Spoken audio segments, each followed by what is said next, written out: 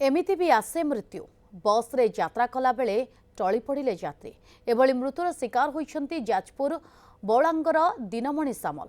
Cuttack link रोड्रु Dinmani Jajpur को जाउथबा बेले अधा बाटरे तांकर स्वास्थ्यावस्था खराब हो जायतिला। गुरुतर अवस्था बस ड्राइवर तांको बड़चना गोष्ठी स्वास्थ्य केन्द्र को नहीं जायतिले। एहा परे डाक्टर सेठारे तांको मृत घोषणा करिसेंति। बड़चना पुलिस परिवार लोकन को खबर देबा सह बस को अटक रखी तदंत करुछि।